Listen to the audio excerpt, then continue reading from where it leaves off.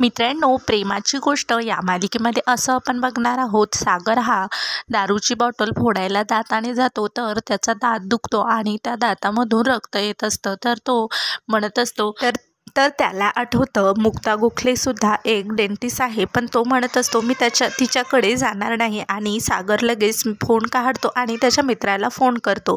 तर त्याचा मित्र म्हणत असतो की तू हॉस्पिटलमध्ये जा, मी सध्या हॉस्पिटलमध्ये नाही, पण मी दुसरा डॉक्टर अरेंज करतो. आणि डॉक्टर हे हॉस्पिटलमधून फोन करून त्या मुलीला सांगत असतात की आपले पेशंट सागर कोळी यांचा दात अचानक दुखत आहे, त्याच्यामुळे ती मुलगी डॉक्टरांना म्हणत असते, हो माझ्या ओळखीतले एक डॉक्टर आहे, मी त्या डॉक्टरांना फोन करून इकडे बोलवून घेते आणि लगेच तुम्हाला तर लगेच ती मुक्ताला कॉल करून विचारत असते, आमच्या इथे एक अर्जंट पेशंट आला, तुम्ही येऊ शकता का? तर मुक्ता ही हो म्हणते. आणि तर तिथे इंद्रा आणि बापू हे दोघे सुद्धा असतात. तर इंद्रा विचारत असते, काय सुनबाई काय झालं? तर बापू म्हणत असतात, अगं इंद्रा तुला काय करायचंय? तर मुक्ता म्हणत असते, ठीक आहे बापू काही हरकत नाही. आणि मुक्ता सांगत असते की मला थोडी इमर्जन्सी आली, मला हॉस्पिटलमध्ये जावं लागेल.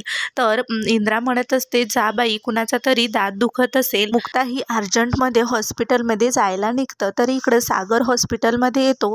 तर ती मुलगी हॉस्पिटलमध्ये सागरला बसायला सांगते. तेवढ्यातच तिथे मुक्ता येते आणि मुक्ताला ती मुलगी म्हणत असते, मॅम मी सर्व तयारी करून ठेवली, तुम्ही आतमध्ये जा, आतमध्येच पेशंट बसलेले आहेत.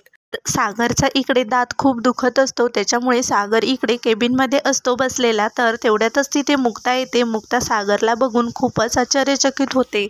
तर सागर मुक्ताकडे बघतो आणि खूपच वैतागतो. सागर म्हणत असतो, तुमच्याकडे मला ट्रीटमेंट घ्यायची नाही म्हणून मी इथे आलो आणि तुम्हीही माझ्या नशिबात तुम्हीच आहात, मी जिथे जाईल तिथे तुम्हीच येत आहे. ऐकून मुक्तालाही खूप राग येतो आणि सागर म्हणत असतो, मला तुमच्याकडून ट्रीटमेंट करून घ्यायची नाही, मी चाललो.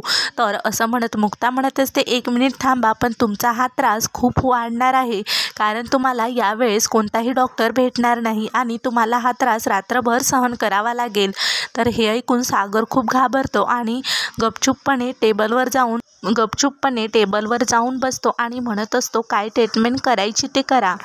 मुक्ता ही ट्रीटमेंट करायला सुरुवात करते आणि मुक्ता विचारत असते, ही तुम्हाला दुखापत कशी झाली आणि तुम्ही दारू पिऊन तर आला नाहीत ना, हे विचारत असते. पण सागर मात्र तिला काहीही सांगत नाही आणि म्हणत असतो, तुम्हाला जे काम करायचं आहे ते करा ना, तुम्हाला दात खूपच दुखत असतो. तर मुक्ता म्हणत असते आपल्याला सर्जरी करावी लागेल. हे ऐकून सागर खूप घाबरतो आणि म्हणत असतो, मला खूप भीती वाटते. तर मुक्ता ही सागरला समजावून सांगत असते. तर मुक्ता म्हणत असते, एकदा सर्जरी झाली की तुमचा दात परत दुखणार नाही. तर मुक्ता ही सर्जरी करत असते. सागरने मुक्ताचा हात घट्ट असा पकडलेला असतो. तर सागरला ही धुंद येत असते आणि सागर त्या धुंदीमध्येच म्हणत असतो, सई माझी मुलगी नाहीये, मला सोडून जाऊ नकोस असं. तर मुक्ता ही ऐकत असते शांतपणे आणि मुक्ता म्हणत असते, खरंच यांना असं वाटतंय का की सई यांची मुलगी नाहीये म्हणून? सागर सईसोबत कसे वागतात हे सर्व काही क्षण मुक्ताला आठवतात. तर मुक्ता म्हणत असते, मला हे शोधून काढावंच लागेल, सई कुणाची मुलगी आहे आणि हा यांचा गैरसमज मला मिटवावाच लागेल. आणि मुक्ता ही सागरला घरी घेऊन येते आणि मुक्ता सागरकडे बघतच म्हणत असते की मला वाटलं नव्हतं हा कडू कोळी इतका गोड दिसतोय म्हणून. जागे असला की एखाद्या फोडणीसारखा तडतड करतोय आणि आता झोपलाय तर एखाद्या शांत बाळासारखा किती छान दिसतोय. नंतर मुक्ताला सागर जे काही बोलला ते आठवतं आणि मुक्ता म्हणत असते की या सागरने एवढे दिवस सर्व काही मनात साठवून ठेवलंय, मला एकदा जर सांगितलं असतं तर. मग ती म्हणते की हा मला कसा सांगणार, हा सत्याच्या आईवडिलांनाही सांगितलं नाही, मला जर याने सांगितलं असतं तर मी त्याची मदत केली असती नाही. मुक्ता ही या सर्व काही प्रकरणाच्या मुळाशी जायचं ठरवते आणि स्वामीकडे हात जोडून प्रार्थना करत असते, सर्व काही खोटं असू द्यात आणि सई ही सागरचीच मुलगी आहे असं तिला वाटत असतं. तरी इकडे सकाळी सागर हा झोपेतून उठतो. सागरचा दात खूप दुखत असतो. तर ही म्हणत असते, हे कडू कारलं उठलंय, आता सर्वांनाच त्रास देणार, याला त्रास होतोय म्हटल्यावर. तर मुक्ता सागरच्या जवळ जातच सागरची मजाक म्हणत कसं वाटते पेशंट? तर सागर म्हणत असतो, हे सर्व काही बाजूला ठेवा, मला डोक्याची गोळी द्या, माझं डोकं खूप दुखतंय.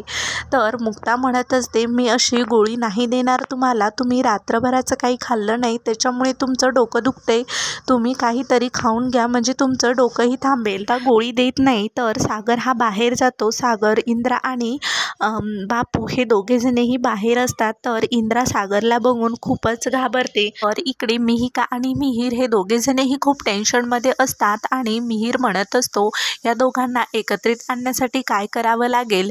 तर मिहीरला आयडिया येते की एकत्रित आणण्यासाठी आपण कॅरम खेळूयात. तर ते दोघंजणे पुरूकडे परमिशन मागायला जातात. इंद्रा ही स्वातीशी फोनवर बोलत असते. तर स्वाती म्हणत असते, मी आणि बेबी आम्ही सुखरूपपणे दुबईला पोचलो आहोत. तर इंद्रा ही फोनवर बोलत बोलत रूममध्ये निघून जाते. तर तिथे सागर येतो आणि सागरला आणि सईला या दोघांनाही कॉम्प्लेक्स घ्यायचं असतं.